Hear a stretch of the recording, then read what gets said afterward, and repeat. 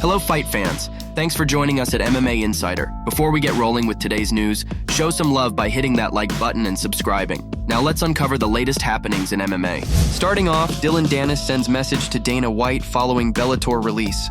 Moving on, Khamzat Chimaev reveals he fractured right hand against Kamaru Usman at UFC 294. Additionally, Dana White confirms UFC in talks with Michael Venom Page. Lastly, Dana White reacts to multiple UFC 294 winners admit fighting with staph infections. Dillon Danis is no longer a Bellator fighter, and he's eyeing a spot on the UFC roster. MMA journalist Ariel Helwani reported that Danis was released from his Bellator contract over the weekend. Danis hadn't had a fight under the Bellator banner since June 2019. Following news of Danis's Bellator release, the controversial Brazilian jiu-jitsu practitioner sent a message to UFC CEO Dana White. This is what he wrote.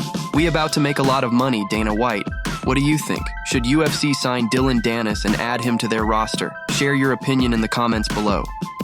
After his victory over Kamaru Usman at UFC 294, Khamzat Chimaev told ESPN he believes he broke his right hand in the first round of the fight.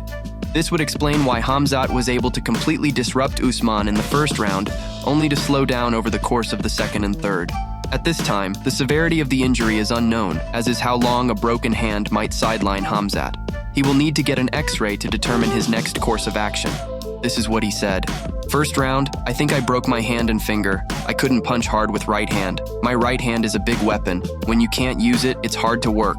I will check my hand. If it's good, I'm gonna try to lift the weights and be ready for the next one." One of the biggest homegrown stars in Bellator history, Michael Page has been a free agent for months.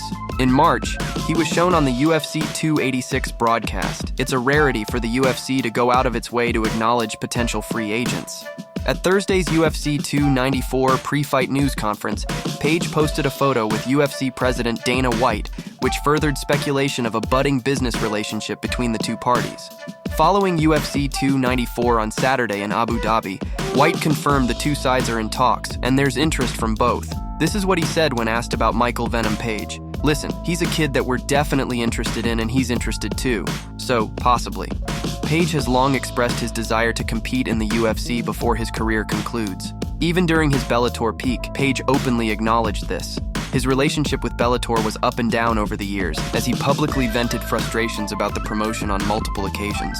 Last night, after their fights on the UFC 294 card, two fighters revealed that they had come to the fight with staph infections. Dana White was asked if he plans to take action regarding fighters hiding their injuries and passing medical tests, and if he will do something about it.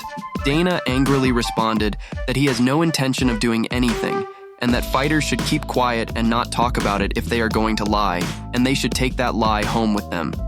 I mean, if you look at how many fights we basically do fights every single Saturday. And here's one of the things.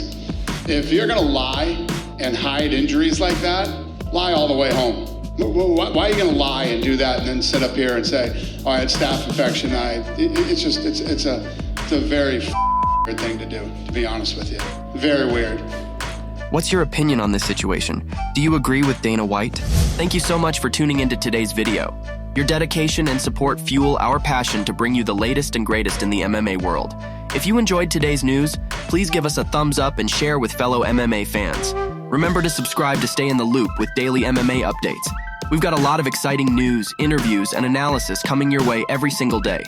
Your engagement helps us grow and serve the MMA community even better.